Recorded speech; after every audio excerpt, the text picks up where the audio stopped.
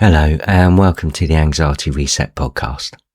Practical help for anxiety, panic, overthinking and better sleep. I'm Neil Robson from Faversham Hypnotherapy.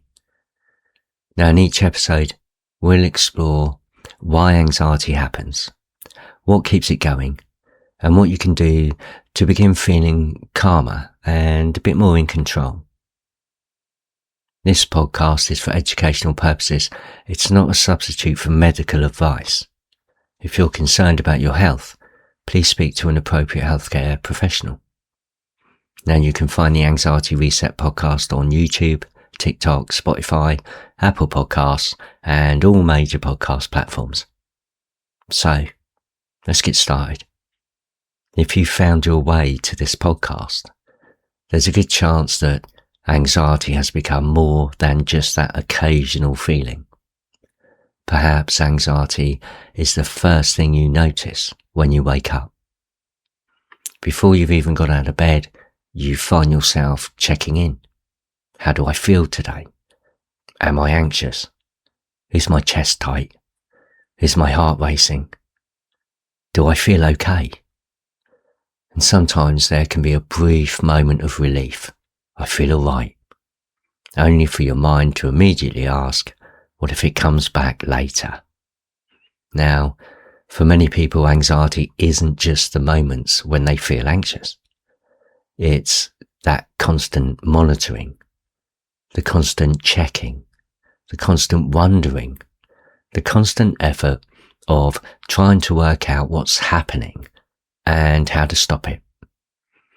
And doing all that is exhausting.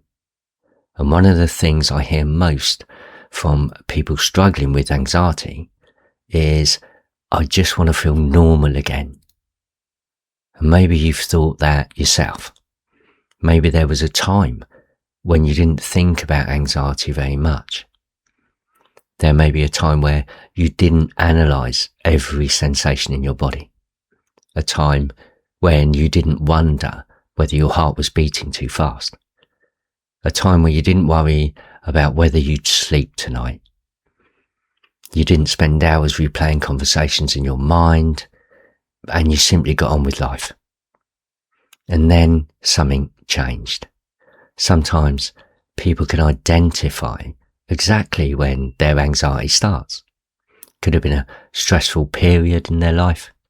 They may have had a panic attack completely out the blue. Could have been a health scare, difficult relationship they were going through. Could have been a bereavement. Could have been a major life change. But often people tell me they're not entirely sure.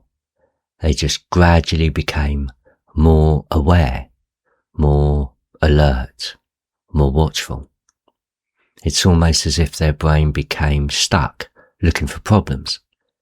And in many ways, that's exactly what anxiety is. Anxiety is your mind and your body trying to protect you. And that's important because most people think anxiety is the problem. But actually, anxiety isn't the problem. Anxiety is a protection system. Its job is to spot danger. Its job is to prepare you. Its job is to keep you safe. So, if you can imagine a smoke alarm, if there's a genuine fire in your house, you want that smoke alarm to go off. You want it to be loud. You want it to be absolutely impossible to ignore, and you want it to be able to get your attention straight away. But imagine if that smoke alarm started going off, I don't know, every time you made a piece of toast, every time you boiled the kettle, every time you opened the oven, and you'd soon become frustrated. I've had a fire alarm exactly like that. Now, it's not because the alarm was broken. It's because it's responding to things that weren't actually dangerous. And this is often what happens with anxiety. The protection system itself isn't faulty. It's simply become too sensitive, and it starts reacting to thoughts and possibilities and sensations. What if I embarrass myself? What if I can't cope? What if I don't sleep tonight? What if something is wrong with my health? What if I have a panic attack? What if something bad happens? What if? What if? What if? And before long, your mind can start behaving like a full-time security guard. It's scanning, it's checking, it's monitoring, it's looking for problems, trying to stay one step ahead. And the difficulty is that this then becomes a 24-hour job, even when you're trying to relax, even when you're trying to sleep, even when you're supposed to be enjoying yourself. Part of your mind remains on duty. Now, many people tell me they feel tired all the time. And it's not because they're physically exhausted, but because their brain never seems to switch off. They're always thinking, always analysing, always preparing, always checking.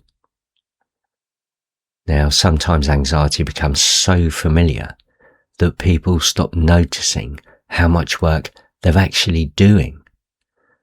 And think about how much time anxiety can consume when it's checking symptoms, checking your heartbeat, checking your breathing, checking your mood, checking Google. It's reading forums, looking for reassurance, asking people if they think you're okay. It's replaying conversations and imagining future situations. It's trying to work out why you feel the way you do. It's trying to find the answer that will finally make you feel better. And yet, despite all that effort, many people discover they don't actually feel calmer. In fact, they often feel more anxious. And one of the reasons for this is that attention is powerful. Whatever we focus on tends to feel bigger. Imagine buying a new car. Suddenly, you start noticing that same car everywhere. The cars were always there. You just weren't paying attention to them before. And the same thing can happen with anxiety. Once your attention becomes focused on anxiety, you start noticing it everywhere. You notice every sensation in your body, every thought, every feeling, every change in your body. And because you're paying so much attention, it starts to feel incredibly important. Now, one of the things that makes anxiety particularly frightening is that it often feels physical, very physical. You might notice a racing heart, that tight chest, a lump in your throat, those butterflies in your stomach, tension in your body, dizziness, pins and needles, shaking, sweating, feeling detached, feeling unreal, feeling as though something terrible is about to happen. And all those experiences and more can be incredibly convincing. And in fact, many people end up in A&E or at the GP because the symptoms feel so real. Now, here's something important to understand. The symptoms are real. You're not imagining them. Your heart really is beating faster. Your muscles do really feel tighter. Your breathing really is changing. Your body really is responding. The sensations are genuine. The danger is often not. And that's the important distinction, because many people start fighting the sensations, trying to get rid of them, trying to stop them, trying to make sure they never happen again. And that often creates another problem. They begin to fear anxiety itself. Now think about that for a moment. Originally, they were worried about something else. their health, their work, relationships, or the sleep. But eventually they become frightened of the anxiety, frightened of the racing heart, frightened of the dizziness, frightened of the panic attack, frightened of the feeling. The alarm system becomes frightened of its own alarm. And this is often where anxiety begins self-sustaining. You notice a sensation, you become concerned, and you focus on it. Then the sensation feels stronger, you become more concerned, you'll focus even harder, round and round it goes. It's exhausting. And if you've been living like this for months or years even, I want you to know something. The fact that you're tired doesn't mean you're weak. The fact that you're struggling doesn't mean you're failing. The fact that you're fed up doesn't mean you're broken. It means you've been carrying a heavy load, because anxiety asks a lot from people. It asks them to be alert and prepared and vigilant and watchful. And that's hard work. The good news is that recovery doesn't usually begin by forcing anxiety away. Most people have tried that. They've tried controlling every thought, they've tried getting rid of every sensation, and they've tried reassuring themselves. They've tried fighting anxiety. And often, the harder they fight, the more attention anxiety receives. Recovery often starts with understanding what anxiety is, understanding why it feels the way it does, understanding the symptoms so that it makes sense, and understanding that the nervous system is trying to protect you. Because when something starts to make sense, it often becomes less frightening. And when it becomes less frightening, the nervous system can begin to settle. Not instantly, not overnight, just gradually. And one of the most important questions I sometimes ask people is this: what if nothing is wrong with you? Not what if nothing is wrong with your life? Not what if you've never had difficulties? But what if the anxiety itself isn't evidence that you're broken? What if it's evidence that your protection system has become overprotective? Because those are two very different ideas. One creates fear, and the other creates understanding. And understanding is often the first step towards recovery. And that's what this podcast is about. Helping you understand anxiety. Helping you understand what's keeping it going. Helping you understand why it feels so convincing. And helping you understand what recovery can actually look like. So before we finish today, I'd like you to pause just for a moment. Take a slow breath in. And just release that slowly. You may notice a chair beneath you, or notice your feet on the floor. Notice the support underneath you. And remind yourself of this. Anxiety is a feeling. It's not a prediction. It's not a command.